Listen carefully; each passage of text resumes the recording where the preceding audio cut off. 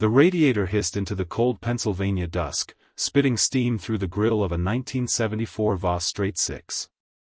Elena Voss stepped onto the gravel, tailored wool stark against the rusted fence of Hale Machine Works. Behind her lay 300 miles of backroads and a boardroom coup that had stripped her of her father's company that morning. In the bay, a wrench clicked against an iron block and went still. A man stepped into the doorway, wiping blackened grease from his knuckles onto a shop rag. He didn't look at her face. He just listened to the dying cadence of the engine. "Number 4 exhaust valve," Marcus said quietly. "Guides loose. You're 5 miles from throwing a rod." Marcus didn't ask her name. He lifted the hood, propped the rusty stay rod, and pressed the brass tip of an old mechanic's stethoscope against the cast-iron valve cover. Elena stood beside the fender, the wind cutting through her coat. In Detroit, her former engineering leads needed 3 diagnostic laptops to find a misfire.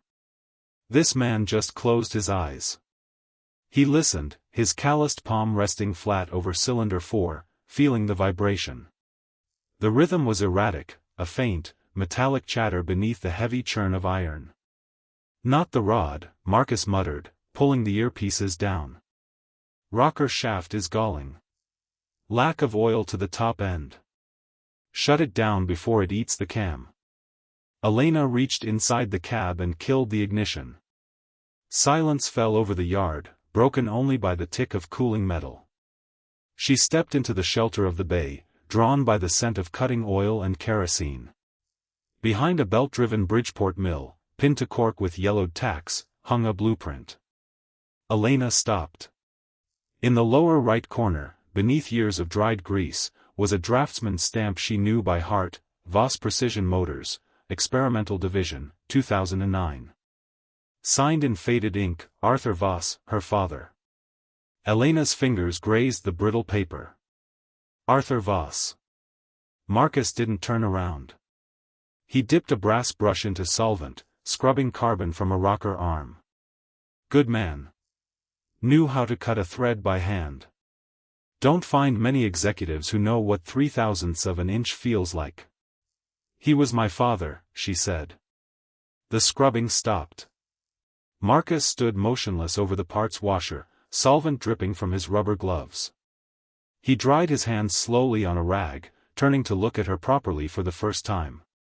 The hum of the overhead fluorescents filled the space between them. "You're the daughter," he said. It wasn't a question. "The one in the suits." "David Krell told the board this engine was a ghost," Elena said, her voice tight. "He swore my father burned the schematics before he died. He used that to void the family patents on Monday, claiming the company never built a functional prototype." Marcus walked past her without a word. He crossed to the dark corner of the bay, where an industrial steel cabinet sat tucked beneath a rack of scrap iron. He pulled a key from his pocket, unlocked the bottom drawer, and dragged out a crate wrapped in oiled canvas. He folded back the cloth. Inside rested 2 matched dies of hardened tool steel, machined with razor-sharp tolerances, the master tooling for the dual-profile cam phasing system her father spent his final years chasing. "Krell brought security to the floor 15 years ago," Marcus said, his voice flat. "Said Arthur was losing his mind, said the project was cancelled. Walked 60 machinists out the gate before lunch. He set the heavy die onto the maple bench. It landed with a dull, solid thud. They never checked my trunk," Marcus said. It wasn't a ghost. A silver sedan crunched over the gravel, idling outside the bay with the sterile quiet of a hired car. A courier in an overcoat stepped out, holding a thick legal envelope sealed with wax. "Elena Voss?" the courier asked, his leather soles carefully avoiding the oil stains on the threshold. Marcus stepped between them, his grease-stained frame blocking the doorway. He took the packet without looking at the courier, saw the return address, Krell Global Holdings, Legal Division, and dropped it onto the bench beside a tray of dirty lifters. "Private property," Marcus said. The courier took in Marcus's broad shoulders, swallowed, and walked back to his car without another word. From the top of the dark stairwell leading to the loft above the shop, a small face peered through the wooden banisters. 7-year-old Lily held a frayed quilt to her chest, watching Elena's stiff, exhausted posture. Marcus slid the heavy hasp on his rollaway cabinet and snapped the brass padlock shut. The tumbler clicked in the cold air.